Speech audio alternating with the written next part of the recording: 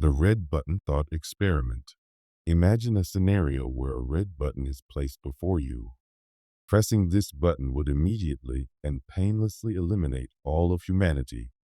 No suffering, no lingering consequences, just the absolute cessation of the human species. Now, consider this. Would you press it? This is the core of the red button thought experiment, a deceptively simple yet profoundly challenging concept that compels us to grapple with fundamental questions about the value of existence, the essence of suffering, and the ethical gravity of our decisions. The premise of this thought experiment is rooted in the notion that humanity is inherently flawed. Wars, environmental degradation, social inequality, and widespread suffering have been constants throughout history and remain prevalent in the present. The individual contemplating the button is urged to evaluate whether the very existence of humanity results in more harm than benefit. Would the world be in a better state without humans? Would the eradication of our species eliminate the suffering we inflict on ourselves and the planet? The red button offers an extreme resolution, the permanent cessation of all human suffering. However, this thought experiment is not about making hasty choices. It is an invitation to deliberate on the intricate nature of human existence. First, it prompts an assessment of the intrinsic worth of life. Is existence valuable in itself, irrespective of the suffering it entails? Some argue that despite its imperfections, life holds undeniable worth due to its capacity for love, beauty, creativity, and personal growth. Others counter that these positive aspects are overshadowed by the vast and continuous suffering experienced by countless beings, both human and non-human. A key aspect of the red button dilemma is the philosophical perspective on suffering. Thinkers like Arthur Schopenhauer have contended that life is primarily a cycle of desire and dissatisfaction, where brief moments of happiness are eclipsed by prolonged periods of pain and struggle.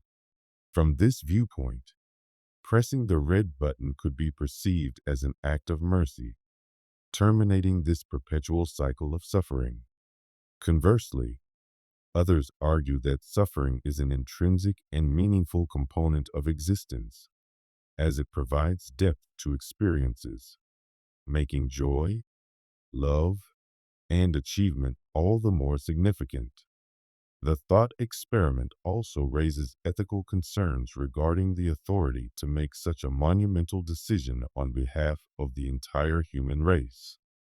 Even if one believes that pressing the button would eliminate suffering, does anyone possess the moral right to make that decision for billions of individuals? Humanity is not a singular, homogeneous entity. People experience existence in vastly different ways. While some endure extreme suffering, others find profound meaning and fulfillment in life. The red button reduces this complexity to a simplistic, binary choice, assuming that a singular judgment can encompass the entire spectrum of human experience. Furthermore, the concept of hope becomes a crucial factor in this dilemma. Despite its flaws, humanity has demonstrated resilience and an ability to evolve. Scientific breakthroughs, social advancements, and acts of kindness illustrate our potential for growth and positive change. Pressing the button would not only erase human suffering, but also eliminate all potential for a better future. Can we justify terminating that possibility, even in the face of the world's current struggles? For those who lean toward pressing the button, environmental considerations often play a significant role. Humans have inflicted severe damage upon the planet, driving species to extinction, polluting ecosystems, and altering the climate. Without humanity, the Earth could potentially heal, returning to a state of natural equilibrium. However, This leads to another question. Does the planet possess inherent value independent of human perception? If no human remains to witness or appreciate Earth's restoration, does it still hold significance?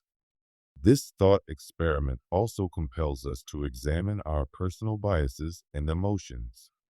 For some, the inclination to press the button may stem from personal despair or disillusionment with humanity's failings. For others, the refusal to press it may be driven by an instinctive aversion to causing harm, even in a purely hypothetical scenario.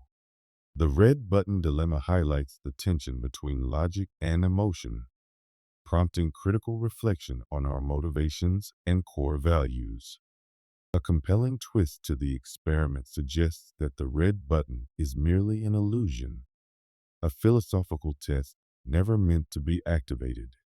In this interpretation, the presence of the button serves as a challenge to humanity's ethical reasoning and self-awareness. By choosing not to press it, we affirm our belief in the inherent worth of existence, despite its imperfections. The button, then, transforms into a symbolic mirror, reflecting our fears, hopes, and fundamental beliefs about what it means to be human.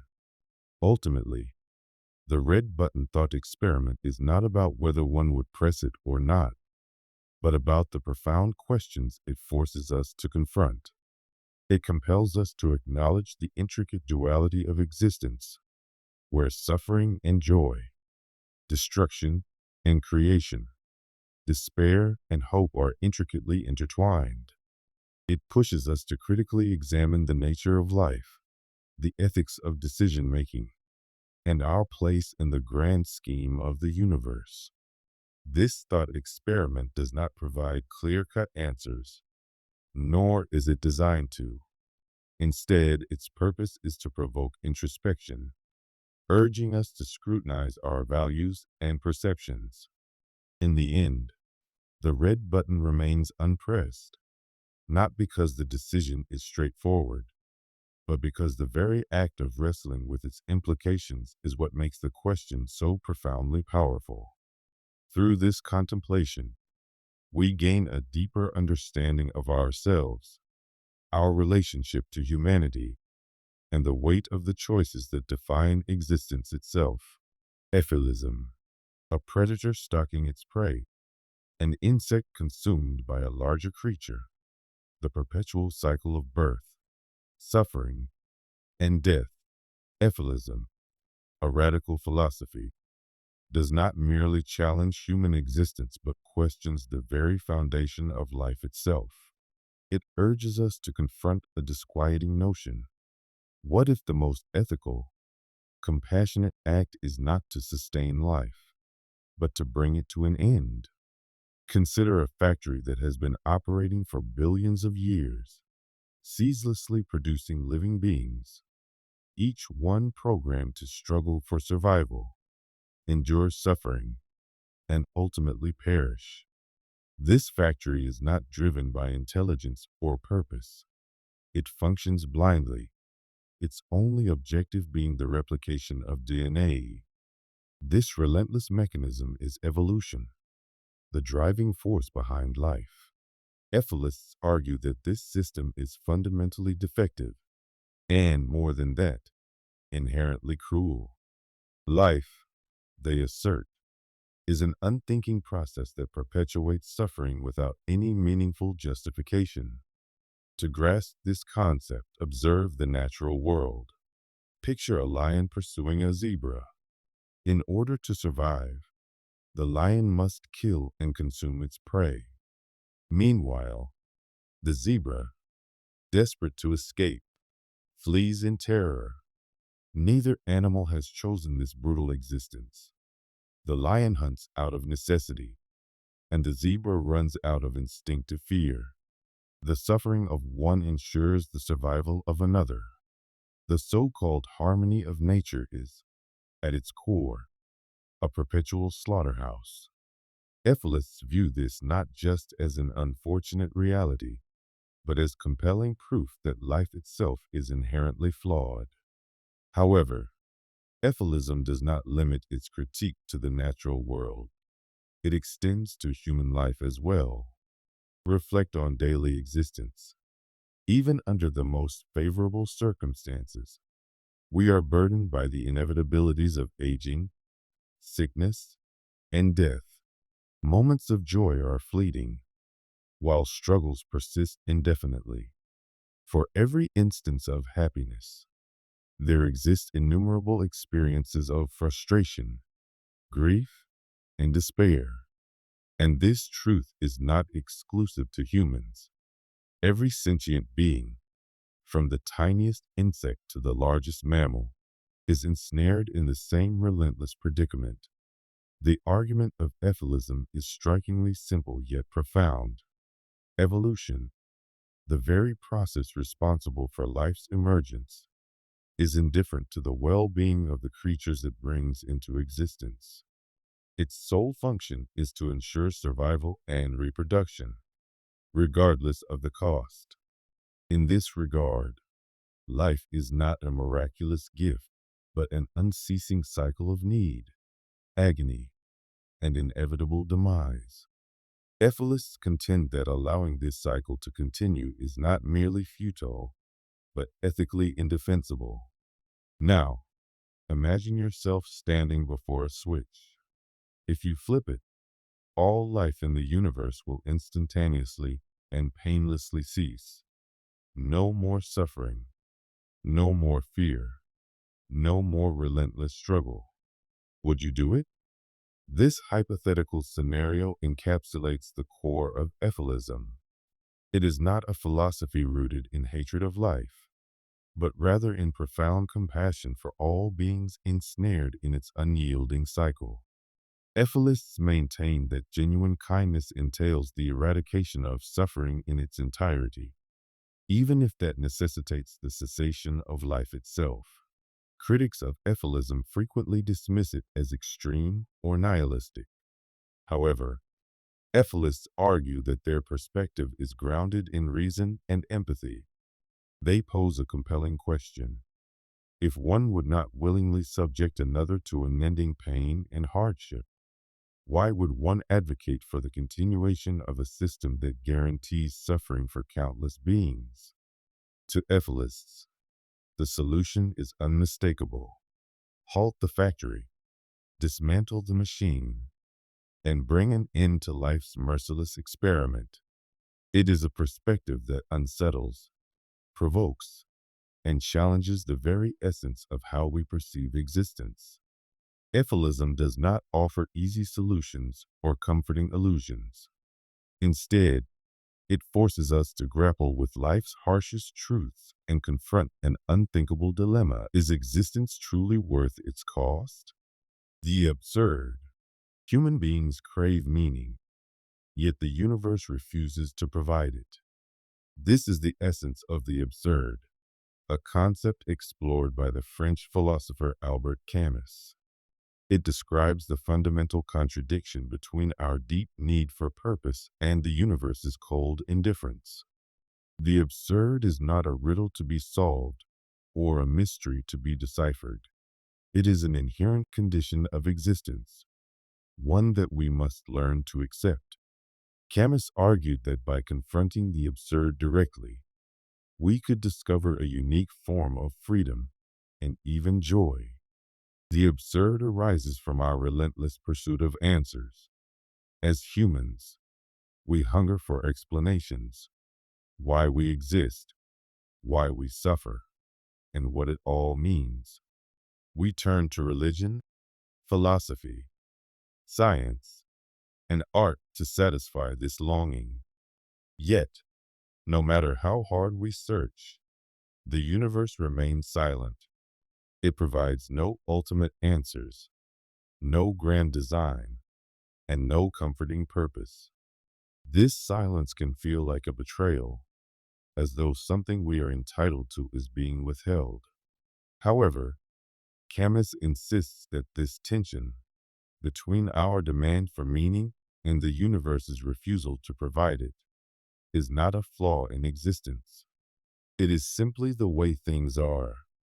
The absurd is not just a theoretical concept. It is something we encounter in everyday life. Imagine working tirelessly toward a goal, only to realize that it does not bring the fulfillment you expected. Or consider the monotony of daily routines: waking up, eating, working, sleeping, and repeating the cycle endlessly. These moments reveal the gap between our expectations and reality, between the meaning we seek and the emptiness we often find. The absurd does not announce itself through dramatic revelations, but through these small, unsettling reminders of life's contradictions. For chemists, the absurd is not something to be escaped or overcome. It is a truth to be faced head on. Many people, when confronted with the absurd, attempt to resolve it through what chemists call philosophical suicide.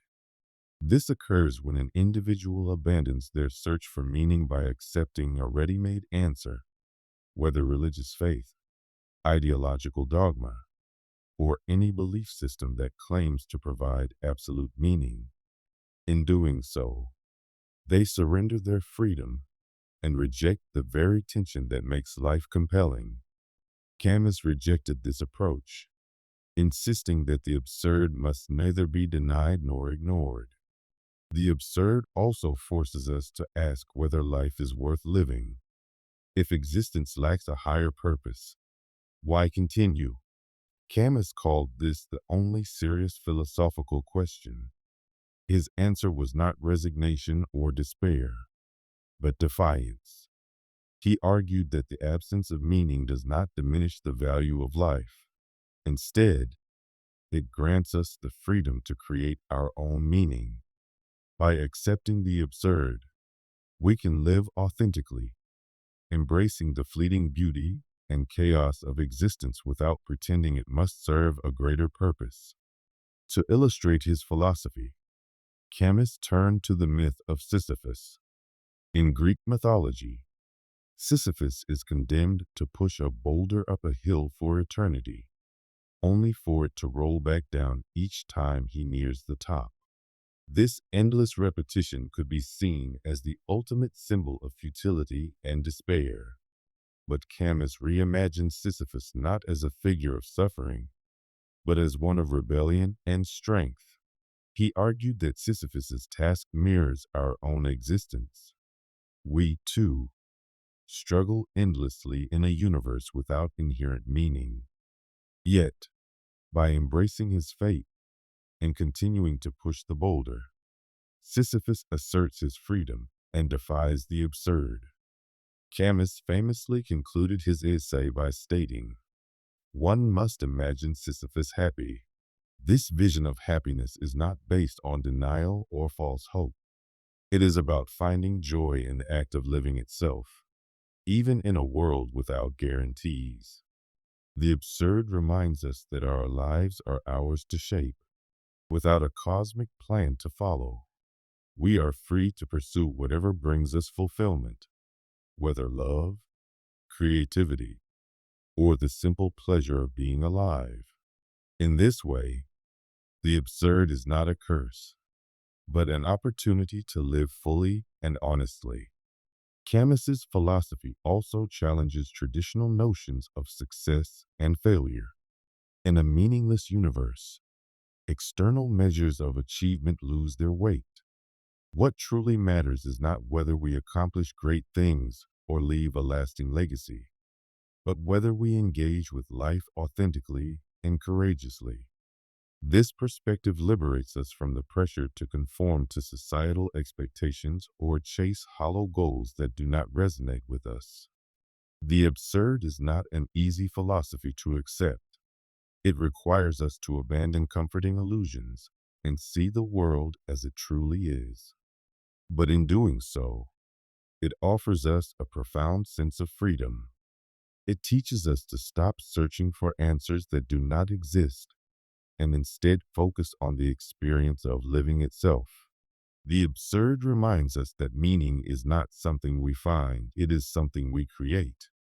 In the end, the absurd is both a challenge and a gift. It urges us to face life's contradictions without flinching, to live in uncertainty yet still find joy. Camus believed that accepting the absurd was the ultimate act of rebellion, a refusal to be defeated by life's lack of meaning. By embracing the absurd, we reclaim our freedom and discover a happiness that is uniquely our own. For all its strangeness and struggle, life becomes an adventure worth living. The repugnant conclusion: a world where billions of people live lives that are barely worth living is considered morally superior to a smaller world where everyone experiences deep and meaningful happiness. This unsettling paradox is known as the repugnant conclusion, a concept introduced by philosopher Derek Parfit in his book Reasons and Persons. It challenges our fundamental intuitions about what makes a world morally good and compels us to confront difficult truths about how we perceive happiness, population, and ethics. The repugnant conclusion arises from a particular line of reasoning in utilitarian population ethics, which seeks to maximize total happiness. Imagine a society with a small number of people, all of whom lead exceptionally good lives. Now, consider increasing the population by adding individuals whose lives are less fulfilling but still positive. As more people join, the average quality of life decreases, but the total amount of happiness grows, simply because more people are experiencing at least some level of well-being. If this logic is extended to its extreme, we end up with a world where billions of people live lives of minimal happiness. And yet, paradoxically, this world is deemed morally superior because the total sum of happiness outweighs the loss in quality of individual lives. This conclusion is deeply counterintuitive. It seems absurd to claim that a world where everyone is barely surviving is better than one where people lead deeply fulfilling lives. Yet, under a strict utilitarian framework that prioritizes overall happiness, this is the logical outcome. The repugnant conclusion forces us to ask whether our moral instincts truly align with the principles we claim to follow. One of the reasons the repugnant conclusion feels so disturbing is that it reduces lives to numbers. By focusing solely on the total amount of happiness, it treats people as interchangeable units of value rather than as unique individuals with rich, complex experiences. This simplistic abstraction overlooks the depth and diversity of human life, raising profound questions about whether happiness can genuinely be measured in such a mechanistic way. Can the deep fulfillment of a truly meaningful life be equated to the shallow contentment of many lives that are barely worth living? Philosophers have proposed various responses to the repugnant conclusion. Some argue that the problem lies within utilitarianism itself. By prioritizing the maximization of happiness, utilitarianism fails to account for other essential moral values, such as fairness, dignity, and individual flourishing. These critics suggest that an ethical framework must balance both the quantity of happiness and its quality. Others, including Parfit, have explored alternative approaches to population ethics. One such approach is the average utility principle, which focuses on maximizing the average happiness in a society rather than the total sum. Under this principle, a smaller population with higher average happiness would be preferable to a larger one with lower overall well-being. While this solution avoids the repugnant conclusion, it introduces new ethical dilemmas. For instance, it could justify reducing the number of people in a society in order to artificially raise the average happiness, even if doing so causes harm. Another response is to question whether creating new people has moral value at all. Some philosophers argue that ethics should focus on improving the lives of existing individuals rather than bringing new ones into the world. This view challenges the assumption that adding more people automatically increases a world's moral worth. It suggests that what truly matters is not the number of people who experience happiness, but the quality of life for those who already exist. The repugnant conclusion also has real-world implications for population policy and resource allocation. In discussions of global development, policymakers often face difficult trade-offs. Should they prioritize improving quality of life for fewer people or ensuring basic survival for a much larger population?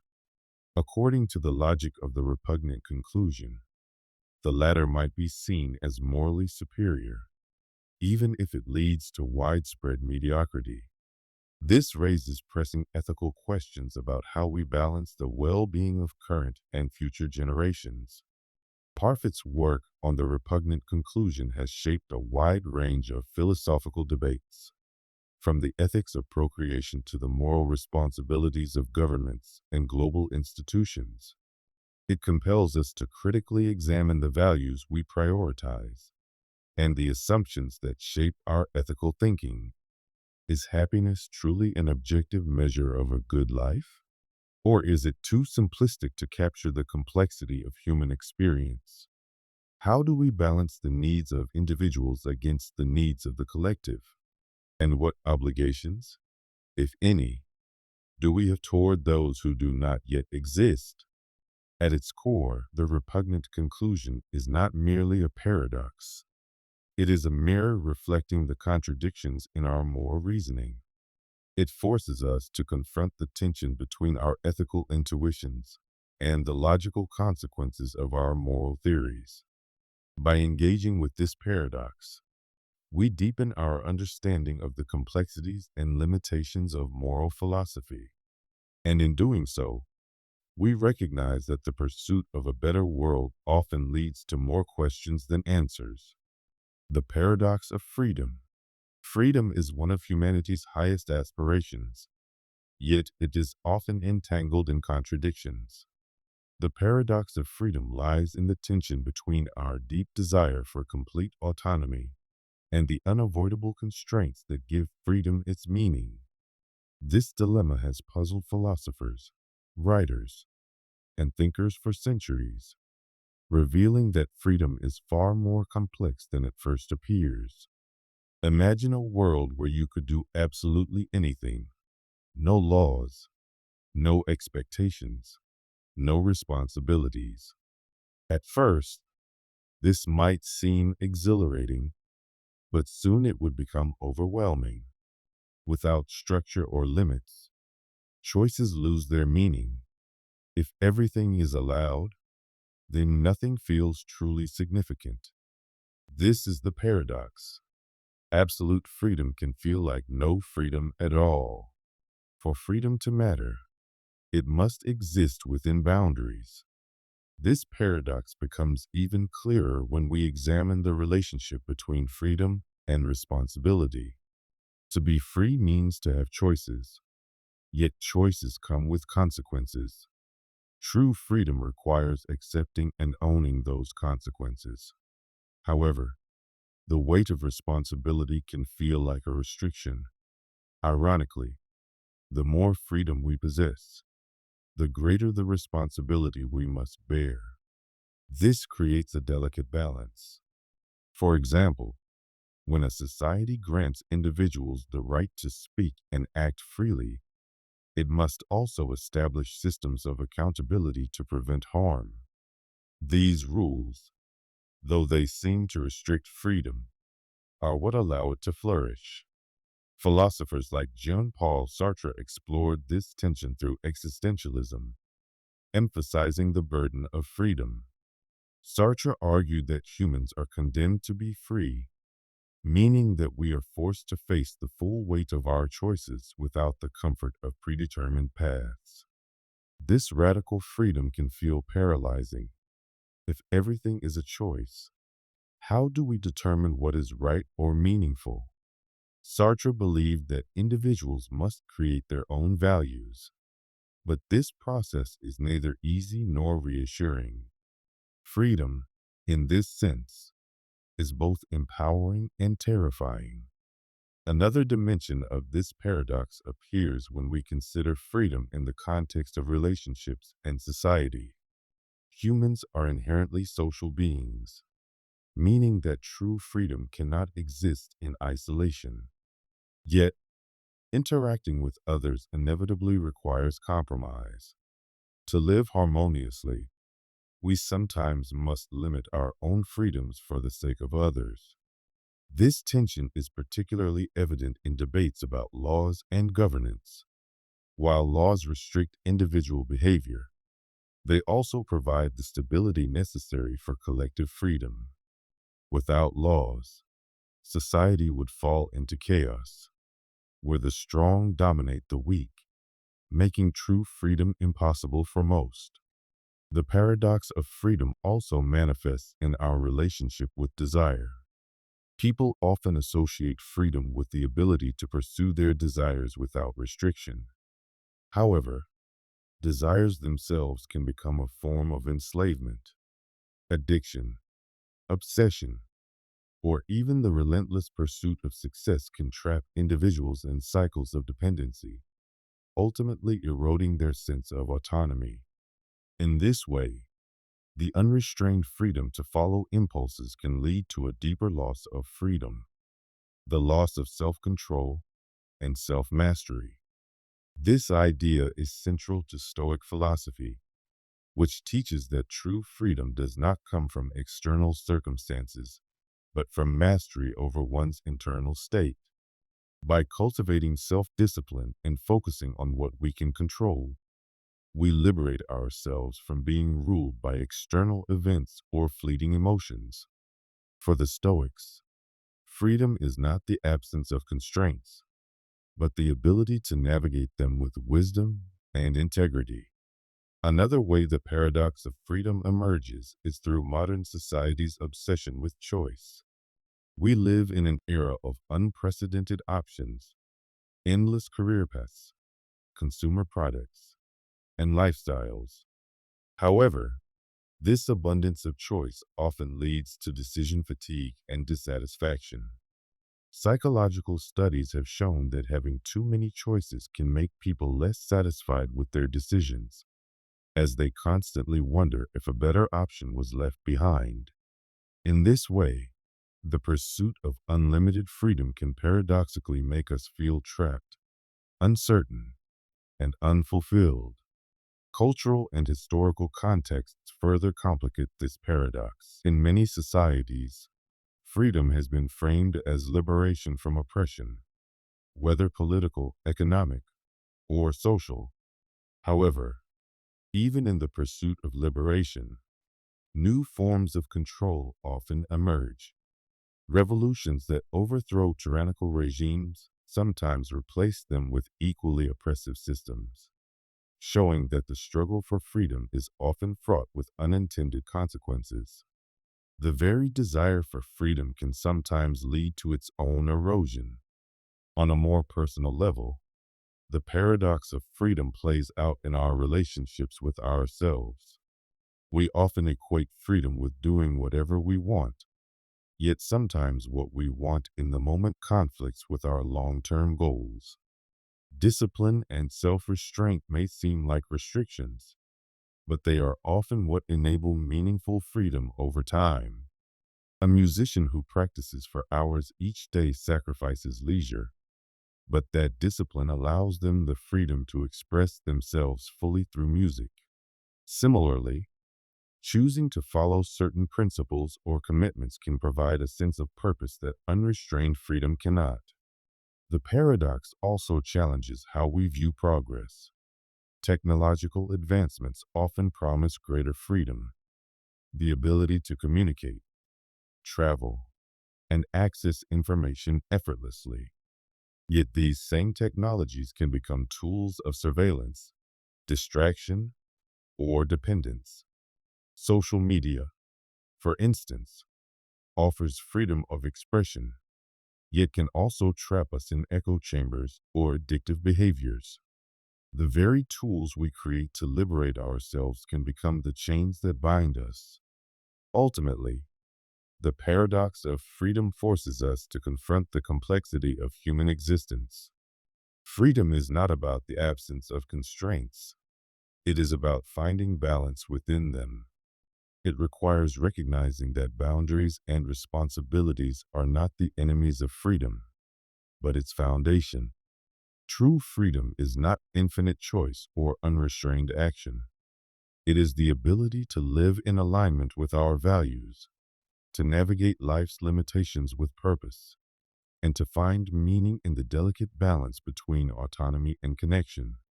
The paradox of freedom is not a problem to be solved, but a reality to be embraced.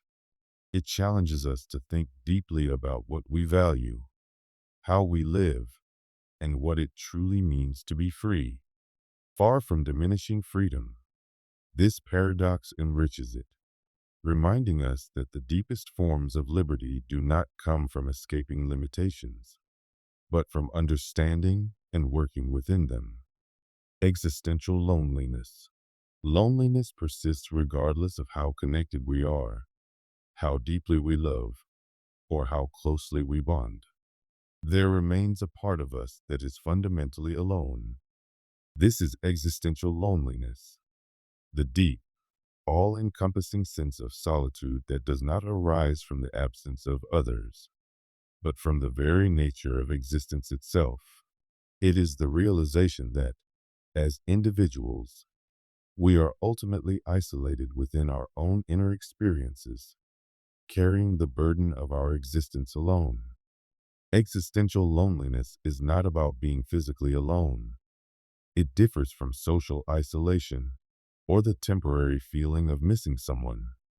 Instead, it is rooted in the understanding that no one can fully comprehend or experience the entirety of another person's inner world. No matter how precisely we articulate our thoughts or how deeply we connect with others, our subjective experiences remain uniquely ours. This inherent separateness is an essential condition of being human. Philosophers and writers have long struggled with this profound sense of isolation. Søren Kierkegaard, often regarded as the father of existentialism, described the individual's relationship with existence as a solitary journey. He believed that facing this solitude was essential for personal growth and authenticity. For Kierkegaard, an individual must confront the truth of their aloneness in order to live a meaningful and genuine life. In this sense, existential loneliness is not merely a burden, it is also an invitation to engage deeply and honestly with oneself. Friedrich Nietzsche explored a similar concept through his idea of the Übermensch, or overman. He viewed the journey towards self-realization as fundamentally solitary, requiring individuals to transcend societal norms and establish their own values. For Nietzsche, existential loneliness was an essential part of this transformative process, not something to be avoided, but rather embraced as a source of strength and individuality. The isolation of standing apart from the crowd, of forging one's own path, was central to his vision of a fulfilled life. Existential loneliness is also closely connected to our awareness of mortality. As conscious beings, we recognize that our lives are finite, and no one else can share the experience of our own death. This realization creates an overwhelming sense of solitude, as we come to understand that we alone must face the uncertainty of what lies beyond. For Martin Heidegger, this awareness of mortality was central to the human experience. He introduced the concept of being toward death, emphasizing that the inevitability of death shapes the way we live and confront our existence. In this framework, existential loneliness is unavoidable. It is woven into our conscious awareness of life's fragility. At the same time, Existential loneliness can also serve as a source of creativity and insight. Writers, artists, and thinkers have frequently drawn from their experiences of isolation to produce works that deeply resonate with others. Franz Kafka's writings, for example, reflect a profound sense of alienation and solitude, yet they speak to universal feelings of disconnection. This paradox highlights one of the unique aspects of existential loneliness. While it is an intensely personal experience, it is also a shared human condition. In acknowledging our isolation, we paradoxically discover a form of connection with others who feel the same. Existential loneliness also raises profound questions about the nature of relationships. Can we ever truly know another person? Or are our connections ultimately limited by the boundaries of our own subjective experience?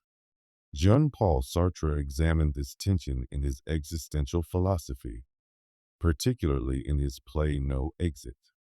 He argued that, while we crave connection, we often misunderstand or even objectify others in our attempts to bridge the gap between ourselves and them. For Sartre, the struggle to connect authentically is an inevitable aspect of the human condition. However, existential loneliness is not necessarily something to eliminate or overcome. Many existentialist thinkers view it as an opportunity, a challenge that pushes us to confront life's deeper truths. By accepting our aloneness, we are forced to wrestle with questions of meaning, purpose, and identity on our own terms. This can be unsettling, but it can also lead to profound self-discovery and personal growth. In this way, existential loneliness is both a burden and a gift. It compels us to seek understanding and authenticity in a world that often feels fragmented and disconnected. Modern psychology has also explored the effects of existential loneliness on mental health and well-being. Some researchers argue that acknowledging and accepting this form of solitude can lead to greater resilience and self-acceptance. By understanding that existential loneliness is a natural part of life, we can shift away from feelings of inadequacy or despair and instead focus on cultivating meaningful connections. While these relationships may not eliminate our loneliness, they can provide comfort and a sense of shared humanity. Existential loneliness serves as a reminder of both the limitations and the richness of human experience. It forces us to accept that no one else can live our lives, think our thoughts, or feel our emotions for us. Yet, at the same time, it highlights the profound value of connection, empathy, and understanding. While we may never fully close the gap between ourselves and others, the very act of trying to do so is what makes relationships meaningful. In the end, existential loneliness is neither entirely positive nor negative. It is simply an essential part of being human. It challenges us to look inward, to confront our fears and uncertainties, and to find our own paths in a world that is often complex and confusing. By embracing our aloneness, we learn to live with greater authenticity and openness, discovering meaning not in escaping loneliness, but in facing it with courage and compassion.